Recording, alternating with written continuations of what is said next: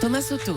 Axel de Tarlet, bonjour. Bonjour Thomas. Une information qui va en énerver beaucoup et qui devrait tous nous faire réfléchir, c'est l'ONG britannique Oxfam qui l'affirme. 8 milliardaires, autrement dit 8 personnes, possèdent autant que la moitié de l'humanité, la moitié la plus pauvre. Voilà, ces 8 milliardaires, là, il y a Bill Gates, Warren Buffett, le Mexicain Carlos Slim, Mark Zuckerberg de Facebook, le fondateur de Zara, etc. Ces 8 milliardaires possèdent, vous l'avez dit, autant 427 milliards de dollars que 3 milliards et demi d'êtres humains les plus pauvres. La démonstration implacable des inégalités qui progressent alors en fait, non ? Alors oui, elles progressent, ces inégalités, les riches sont de plus en plus riches. Alors attention, les pauvres ne sont pas de plus en plus pauvres, simplement leur situation s'améliore beaucoup plus lentement que celle des super riches.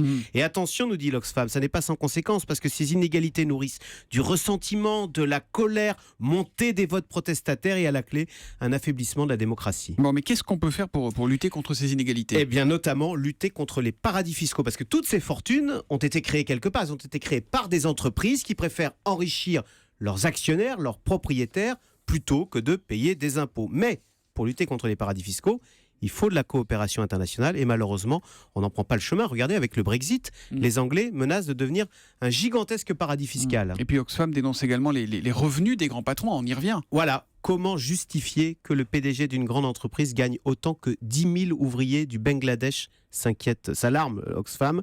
Alors là, on a l'impression qu'on est impuissant face à cette dérive. Justement, ce qui est intéressant, c'est que vous avez en ce moment le fonds de pension américain BlackRock. Donc là, ça n'est pas une ONG, c'est le premier fonds financier de la planète qui gère 5 000 milliards de dollars, c'est 2 fois le PIB de la France.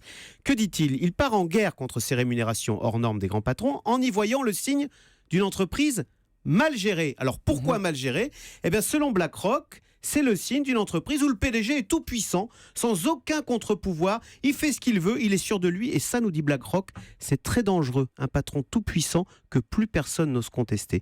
Donc vous voyez, ces inégalités, non seulement elles nous choquent, mais en plus, elles affaiblissent les démocraties, et elles affaiblissent les entreprises. Voilà, et puis on signalera quand même que pour Bill Gates ou Warren Buffett, ils ont des fondations, notamment Bill Gates qui réinvestit quasiment la totalité aujourd'hui de ce qu'il gagne. Il a tout donné, voilà, ce qui n'est pas le cas de tout le monde. Ce qui n'est pas le cas de tout le monde, ça vaut aussi la peine d'être signalé, même si la fortune en tant que telle reste totalement délirante. Merci beaucoup Axel de Tarlet.